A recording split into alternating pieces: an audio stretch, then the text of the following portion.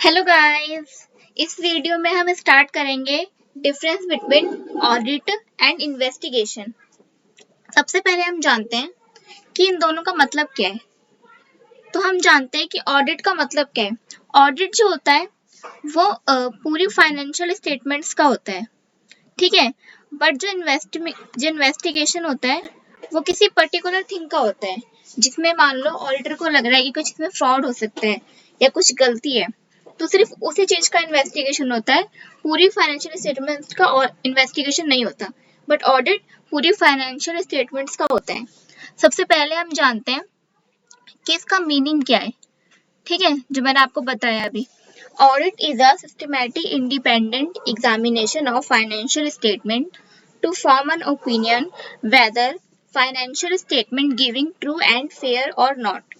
ठीक है, वही है, ऑडिटर एक इंडिपेंडेंट एग्जामिनेशन करता है फाइनेंशियल स्टेटमेंट्स का और अपना ओपिनियन देता है कि जो स्टेटमेंट है वो ट्रू एंड फेयर है या फिर नहीं है, ठीक है।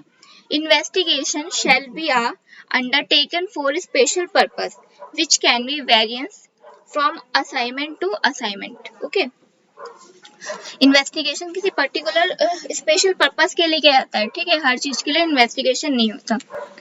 अब आते हैं हम कि क्वालिफिकेशन की क्या जरूरत है, ठीक है।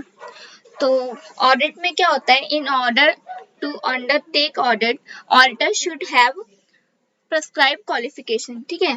ऑडिटर की जो ऑडिटर के अंदर हमें प्रेस्क्राइब क्वालिफिकेशन की जरूरत होती है, वो उसमें ऑलरेडी लिखा हुआ है, ठीक है, कि क्या होना चाहिए। आपको पता है कि ऑडिट अलग अलग तरह के होते हैं, उसके लिए अलग अलग क्वालिफिकेशन की जरूरत है। जैसे कि मान लो अगर स्टैट्यूटरी ऑडिट है तो फिर प्रैक्टिसिंग चार्टर्ड अकाउंटेंट की जरूरत है, ऐसे आप उसको कर सकते हैं, ठीक है।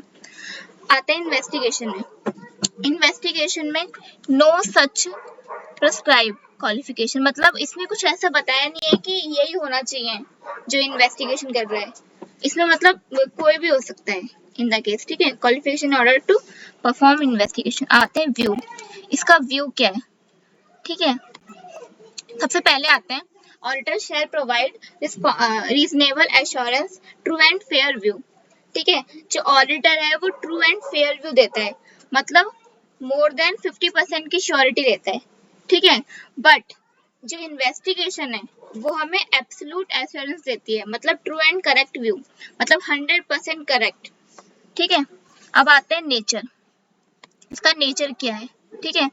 Audit shall be compulsory in nature, audit तो हमेशा होता ही होता है, but investigation shall B optional in nature. Investigation कभी कभी होती है, सारी चीजों की इन्वेस्टिगेशन नहीं होती, ठीक है।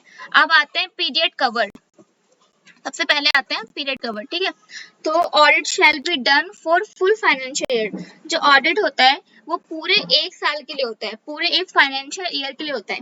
बट जो इन्वेस्टिगेशन होता है वो फुल ईयर के लिए भी हो सकता है और पार्ट ऑफ फाइनेंशियल ईयर के लिए भी हो सकता है, ठीक है। इसके बाद हम आते हैं नेचर ऑफ एविडेंस, ठीक है।